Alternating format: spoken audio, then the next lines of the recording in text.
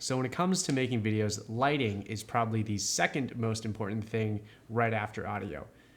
After that, maybe cameras and lenses, but even then it's probably still debatable. So in today's video, I'm going to be discussing and recommending some lighting kits from a budget to a low to mid-tier setup, ranging from anywhere from $0 to $400 based off of my own experience with products in this price range.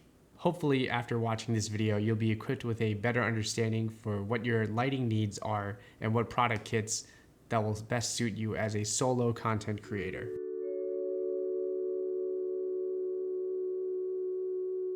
Okay, so we all want to make videos with impact, and lighting can affect the mood, quality, and the overall reception of your videos. As solo content creators, we might not have the same resources or access even to the tools that, say, a video production company might have. Oftentimes, we're constrained by price, space, and even expertise. And while the cards may seem stacked against us as solo content creators, it actually may be one of our strengths. Being limited allows us to be lean as solo content creators and lets us produce content pretty much on the fly. OEMs know this, and they've created several products and lines of these products in order to serve us in our segment. But there's so many other companies out there, and there's so many other products. One can easily pretty much get lost on which product would be the best one to buy. So I do have some tips on how to kind of navigate your way through this, and hopefully it'll help you pick out the gear that best suits you.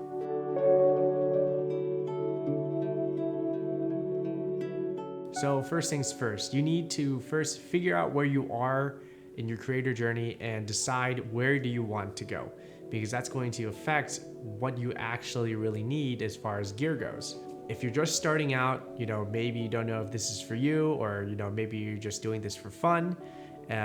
Maybe you want to just avoid buying gear just yet and just get into the habit of making videos.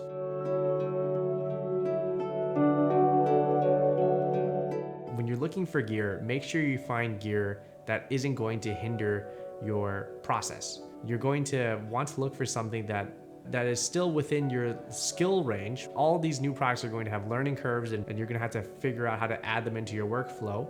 However, you don't want it to complicate the process and ultimately stop you from making content, because that's the ultimate goal here, guys. You want to be able to make content and find gear that helps you make content.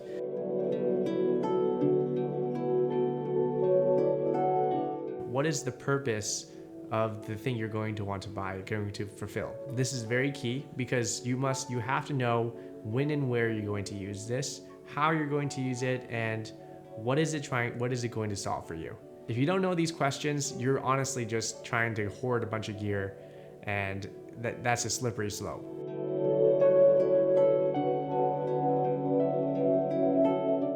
Finally, the last thing you want to consider is now the right time? If I spend this money here, that means you can't spend your money somewhere else. Is there somewhere better that your money can go to instead of buying more gear? Maybe you think your budget's too small. If you know you're going to be in it for the long haul, would it not make more sense to just save and wait a little while longer, keep things as they are, and then once you have the budget, to buy gear that's going to last you or grow with you? I made this mistake, and I jumped into buying stuff early because I felt like I needed to fix something now. However, I ended up growing out of it so fast, within a year I never used it. I stopped using the gear that I bought. Now that you've decided where you are in your process, and you've decided that I do need lights for my video making, I do have a couple options for you based on my own experience with buying these types of products. If you're kind of just starting out, or you're on a really tight budget, or you're going to try to DIY it, you're not so sure if this is going to be something you're going to continue doing, or it's just something you're trying, stick to the essentials in terms of making videos. You don't need a whole bunch of fancy lights or pretty much any lights to make videos. You can just use natural light. That's a free option. It's a pretty good option. However, you're just not in control of it. Spending money on lighting gear gives you control. With natural light, really all you really need is just a window, some thin curtains maybe to soften the light. If you don't have thin curtains, or maybe you want to get something like a 5-in-1 reflector. However, if you're looking for a budget option for lighting and you want some control in your video making, I do have an option here. I have actually made a video about this before, but I would recommend starting out with a cheaper softbox light. Those things, are great. They're all in one. It comes with a softbox, the light, and a stand. Everything is all there ready for you to use. They offer pretty adequate lighting, and especially in ideal conditions. And if ideal conditions are pretty much any time where you have control over all the lights. The light is soft, and there's usually no flicker that comes from the bulb. The only cons with this is that, yes, it is cheap. The build quality is not that great. However, if you're gentle with it, and you're careful with it, they will last. The other thing is there's no real variant control. With those types of lights, all it is just on and off. There's no other option for 10% or 100%. It's just one switch, it's on and off. That's pretty much it. And the last thing is that some of these light bulbs, they will tend to have a weird color shift. Some of them might be magenta. The color accuracy for these things aren't the greatest. However, you can kind of come back from that by making sure your white balance is on point when you're using those types of lights. My only last issue with these lights is once you get them, what you see is what you get. You're not going to grow with these lights, and I don't think they're bright enough for professional use. But if you're just starting out, or if you're just kind of figuring out that this is a hobby that you want to try, maybe these lights will be for you. However, if you've decided that video making is for you, whether it be for professional or personal use, then if you don't have lights already, I would actually recommend that you don't spend the money on buying those cheaper lights, and you actually save your money instead and go for a COB LED light. These are much brighter, and they offer much better color accuracy across the board, and I generally think they're much better for filmmaking or pretty much any YouTube video setup. They're very, very versatile. You can use them for even photography as well if you wanted to. The only thing you have to keep in mind is that with the two lights I'm going to talk about, it's just the light only. So you'll still need to spend money on buying modifiers and light stands in order to use these lights to their fullest potential. The first light that I want to talk about is going to be the Godox SL60W. This thing is pretty much like the nifty 50 of COB LEDs. It is one of the cheapest options as far as lighting goes, and it's going to be the best choice for most people. It has low fan noise, it's big, it's got really good cooling, so it won't ever overheat, or the fans won't kick up too loud because it gets too hot. It's got good color accuracy, and it also has a Bowens mount. But the cons of this light are it's a full plastic construction. There aren't any frills or bells and whistles. What I mean by that is there's no way to store this thing. You buy one of these, all you get is just the light and the power cable and the reflector. That's pretty much it. There's nothing else that comes with this. However, this thing is a killer deal. You're not going to find better deals than this as far as what this offers at this price. All beginner or starter or even intermediate level YouTubers and video makers will swear by this thing. It is so cheap. For how much one of these things cost, you could probably buy like 6 or 7 of these for the price of one, higher end or pro level light. So the next light that I have is going to be the Sokani X60. When this light first came out, there was a whole bunch of problems with it. It did not make any sense at all to go with one of these over the Godox SL60W that I talked about before. The reason being is because this had a much louder fan noise. It had weaker yoke, so it wasn't able to hold anything too heavy on the front end. Otherwise, it would have tilted over. They have since fixed all of those problems with this light. In fact, I would actually say that this light is probably better in the Godox in almost every single way. I would say that this is like an upgraded version of the Godox SL60. The reasons why is that this thing has the same good color accuracy. It has a full metal construction. It's metal all over, metal yoke, metal handles, metal construction everywhere. The name of this light is an X60. It actually is an 80 watt light. So it's roughly about 100 lux brighter than the Godox SL60W. With these kinds of lights, that can be negligible because honestly, at 100% with both of these lights, it's probably going to be brighter than what you need it for. This light also has a much smaller footprint, making it much easier to carry it around, saving you a little bit more space wherever you can. And it also comes with a carrying case, a pretty decent one. You can stick pretty much this whole light, the reflector and the power cable and everything inside, having you a place to store it if you need to, or bring it around if you're traveling. And the other thing is this light can be battery operated. So it uses a DC 15-volt barrel plug, and you can pretty much plug in any battery on, like an MPF battery, into one of those things and then have a barrel plug come into this one and making this able to be battery operated. You cannot say the same about the SL60W. If you want to use batteries with that light, you're gonna have to buy the SL60B.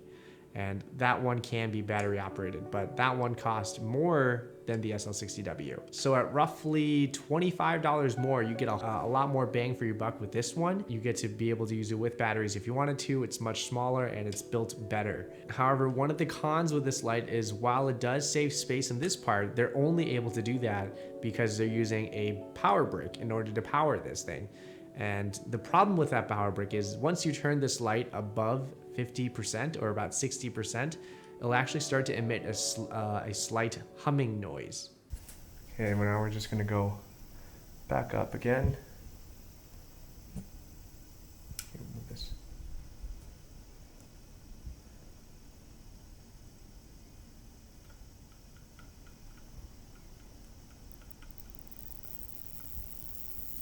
%69%.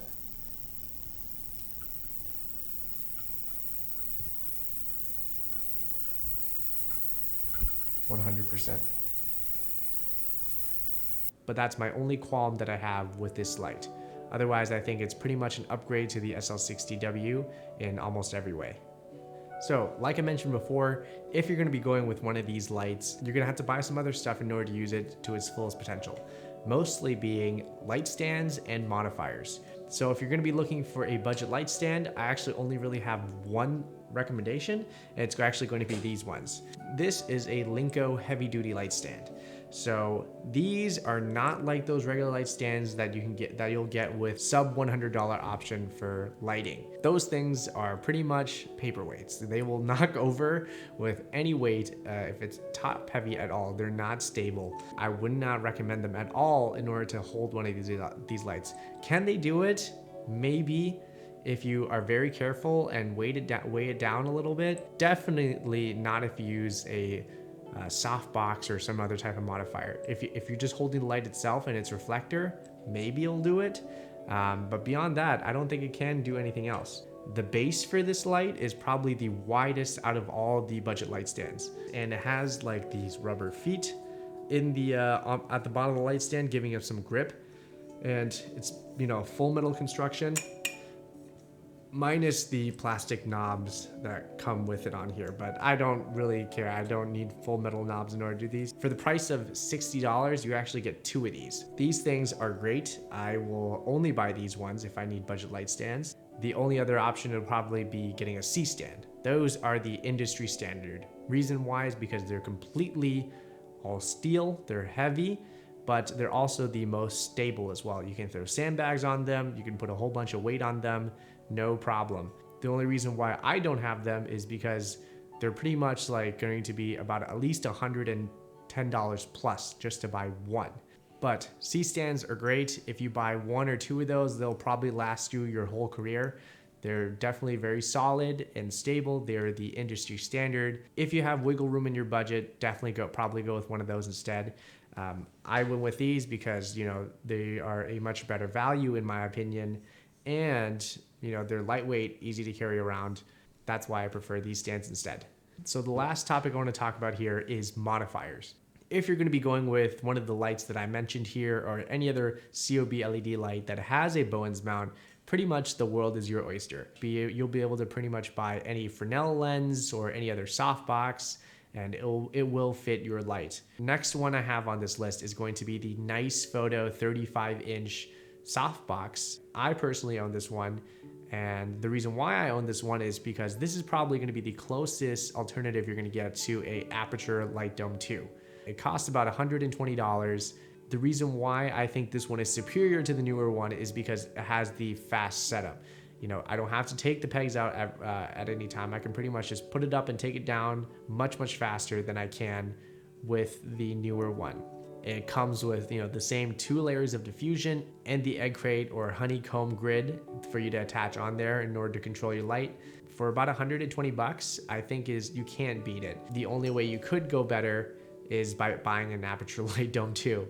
The only gripe that I have about this is that the build quality of it might not exactly be the best, meaning there are, with my unit that I got, there are some loose threads and some of the stitching has fallen apart, but that has not changed how this light operates. It still works pretty much exactly fine. It'll work just as good as a brand new one will.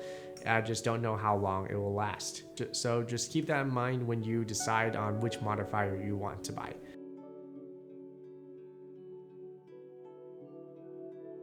Just to quickly recap on this video, before you take that money and spend it on a new lens or a new camera, consider what problem you're actually trying to solve. If you're just trying to get a better picture, right? Maybe you haven't considered lighting just yet.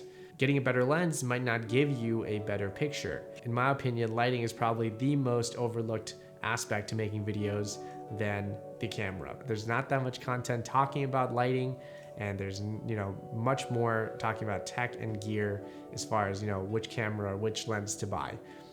If you want to fix low light issues, get better lights. Don't get a bigger aperture lens or a low light camera, because that is not going to solve your low light issues. Getting better lights will.